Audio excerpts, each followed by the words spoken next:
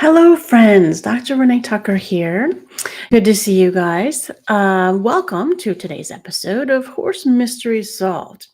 Today, we'll be talking about suspensory ligaments, both front and hind, and the two things that you need to have going wrong with your horse to pull a suspensory.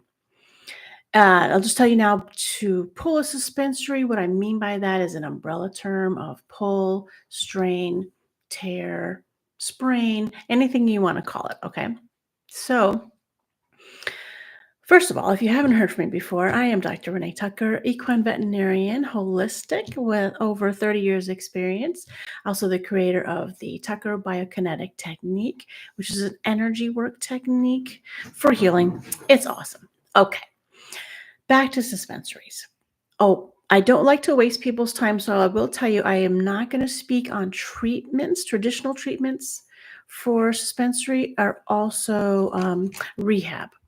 There's plenty of that out on the internet, and if your horse is having a suspensory issue right this second, it would be ideal for you to actually talk to your veterinarian because your horse needs the individual attention to get you the right answers. However, this will be very helpful anyways. Okay, you need two things going wrong with your horse in order to pull a suspensory, front leg or hind leg.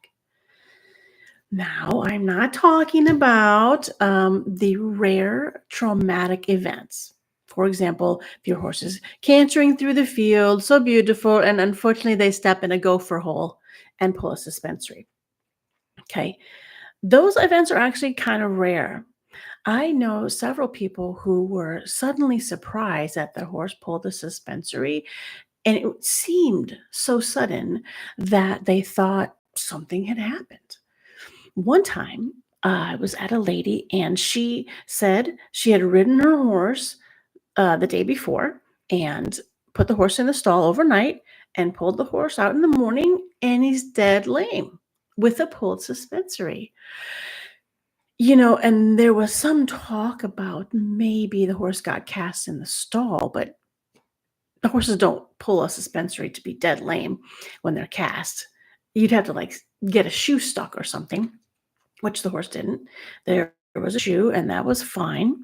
But then when she thought about it, she's like, oh, you know what? Actually, over the last few weeks, maybe a few months, the horse had trips occasionally.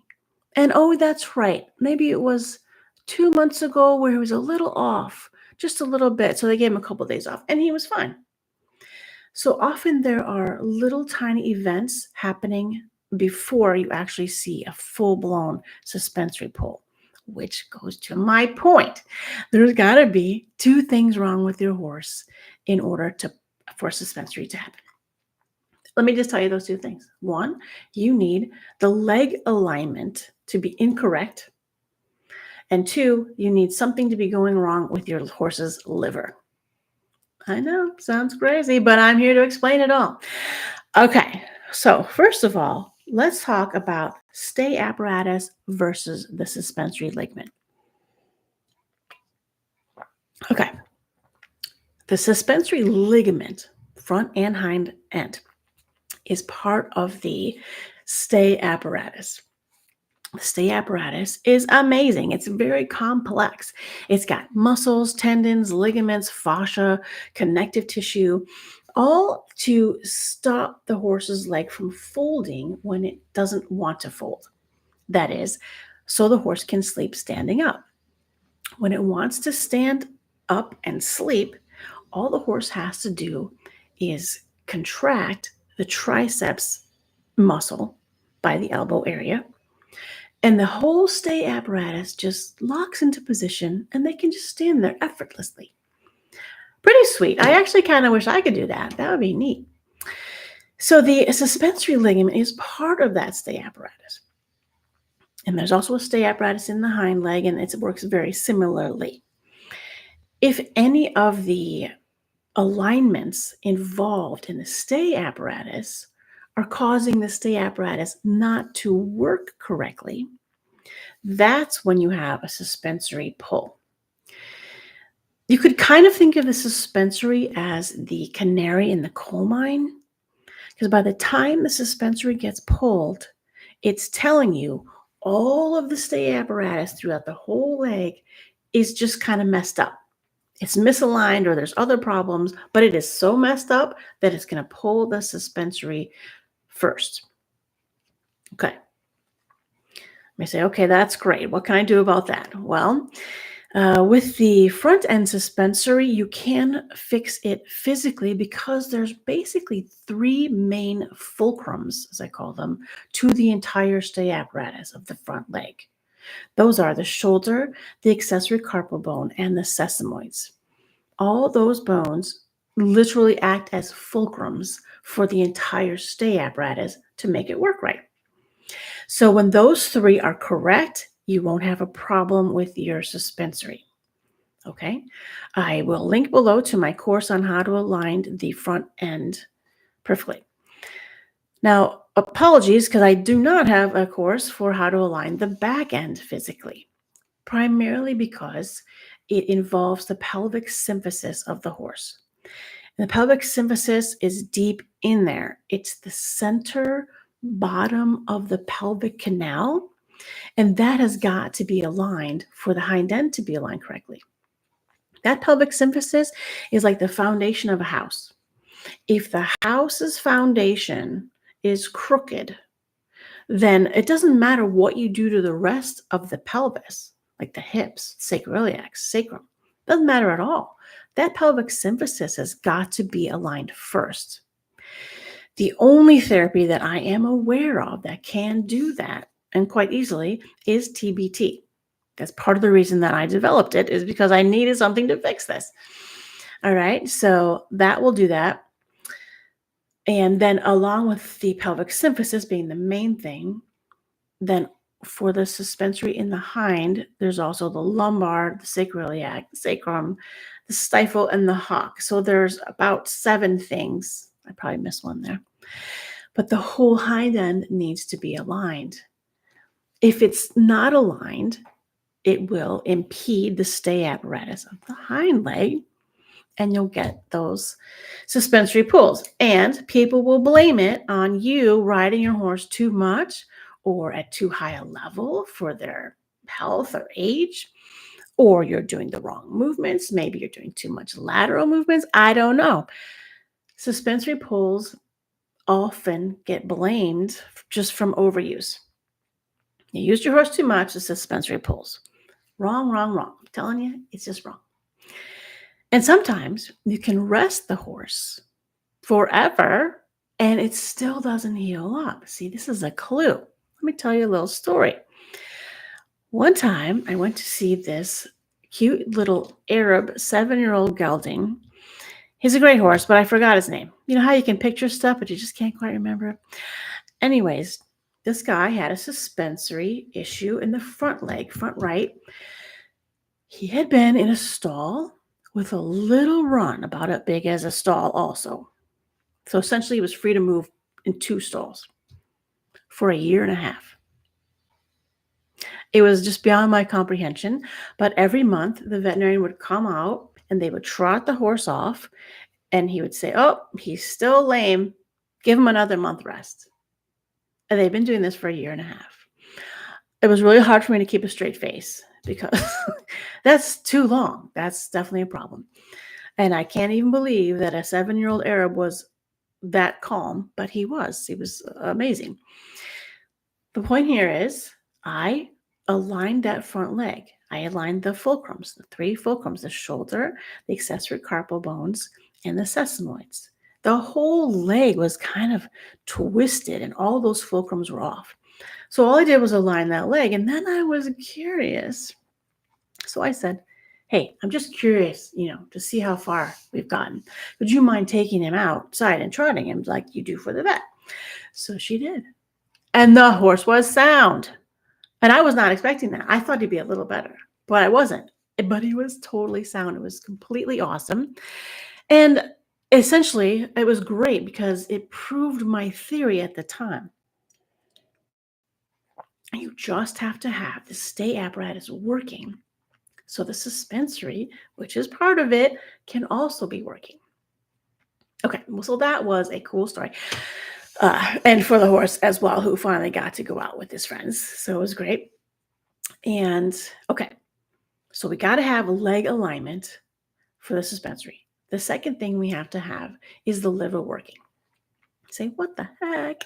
Listen, many of us are familiar with a liver being a filtering organ. It filters out chemicals and toxins and heavy metals, and that's great. Keeps us all happy and healthy.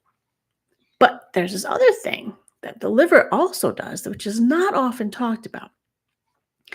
And that is, it makes the components, not all, but some of the components for ligaments. Those components that the liver makes fully strengthen the ligaments, including the suspensory. So there are horses who's not very misaligned at all. They may even be perfectly aligned in their legs and still pull a suspensory ligament. And I'm just scratching my head like, well, maybe it was trauma, but it wasn't trauma. It's the liver. What's been happening is so many of our horses' livers are overloaded with environmental toxins and what have you, that they just can't make the stuff. So the ligaments are just not as strong as they should be. And let me tell you this little thing. Okay, listen. I was trying to find a correct x-ray of a hock. Okay, so hock has a lot of little bones in it. And when you look at an x-ray, you probably know, there's the white on the x-ray, which is bone, and there's the black on the x-ray, which is the space.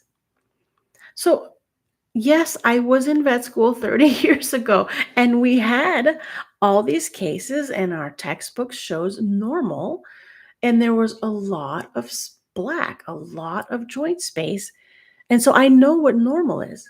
Guys, I tried to find a normal picture. I can't find one. All the x-rays that are being posted, and there's lots of them on the internet, they're all a bit small. I would say 50% smaller than they should be, and they're being labeled as normal. So this has been going on for a while now. And anyways, I wanted to share that with you guys. So we have a lack of strength of ligaments due to liver issues, plus misalignment of the legs. That's primarily, most always, causing suspensory pulls. In addition, like a story I just told you, you can't heal the suspensory properly until the liver gets fixed and the alignment is correct. Okay? Hope that made sense. Now you may say, well, what can I do about the liver? Maybe you're trying to heal your horse's suspensory problem. Oh, that reminds me of a story. Here I go again. Okay, so I met this lady, and her horse was older, I think in the 20s at the time, her mare, and she was always in the stall. And also she had a run. And yeah, I was like, what do you mean always? She said, well, listen. And I get this. Okay. She said, my horse had a suspensory injury. I rehabbed it for a year. This lady was exceptionally accurate and took notes and all this kind of stuff. So I believed her. And then she said, I rehabbed my horse. It all seemed to be well. And the horse pulled the suspensory in the other front leg. So she rehabbed the horse again for a good 6-9 months. That's a long time. And then she started working with the horse, and it pulled the original leg suspensory for the third time. Well, the third suspensory. And yes, she did it 4 times. She pulled the left suspensory, then the right suspensory, then the left suspensory, then the right one again. So every time she rehabbed that, we're talking years. So finally, she just gave up and put the horse in a stall with a run to live. Because every time she turned her out, she pulled something. It was just awful. So awful. That's why I'm trying to fix this stuff, guys. Okay, so the gist of it is, yeah, the horse had the liver problem. I was so happy about that because I could fix that. So we fixed that, and then we aligned the legs, which, of course, at this point were misaligned, not surprisingly, because of all the rehab and all the compensations that are going to happen from one leg to the other leg while one is lame. Yikes. Okay, so we fixed that horse, guys. Fixed that horse. It was great. And can you believe it? She got to go outside and retire in a pasture with friends. It was so nice. All right. Suspensory issues. They're misalignment and their liver problems. Aligning the horse, you can get a chiropractor to try to do it if they can do the leg bones. Not all chiropractors do that. And if they can do the pelvic symphysis. And not all chiropractors even try that. And I am certified in chiropractic. Personally, I don't think chiropractors can do it, although they may think so. Okay. You can totally get a TBT person. All right. I'll link in the description to our TBT practitioners. You can become one yourself, of course. Meanwhile, your liver. I had not talked about this liver issue publicly before. I told my students, but I hate telling people, hey, here's a problem, but you can't do anything about it. All right. So I have made a liver product. It's a herbal product, but it's actually an energy product. I put the TBT healing energy for the liver, and the delivery system is the herbs. I know that sounds a little crazy, but the thing is, crazy is only crazy because we don't understand it yet. So if you choose to get this and try it, it's a little tiny scoop. It's a 1 gram scoop. And just think of it as, yeah, it's a small amount of herbs, but it's over 1 million quantum particles that will all be working together with your horse's energy to fix the liver issue. So that will work for sure for your liver. You'll definitely see results in your horse's energy and your horse's brightness. I'm just saying you've got to have both things corrected for your suspensory issue to be totally fixed. Alignment plus liver. Okay, hope that made sense. Let's see. The only question we have is, how did that horse not go bonkers? I don't know. I asked her if she had him on any Be Calm or anything. The only thing was she didn't have him on any grain. She had taken him off that, and he was just on hay, but nothing else. I don't know why. There were other horses in the barn. He could see them going in and out. I guess at a certain point, you just get used to it. It was kind of crazy. Hey, Marta, thanks for the question. I will make a link in the description for the liver herbs to help out the ligaments. It's not there yet. I'll put it there. Thank you. Okay. Well, thanks you guys for listening. Thank you for being here. I like to make these short and sweet to the point so you guys can get your suspensory issues fixed. If you have any more questions or comments, please feel free to put them either in the YouTube chat comment area or feel free to email me, and the email should be in the description as well. Thanks again, and I'll see you guys next time.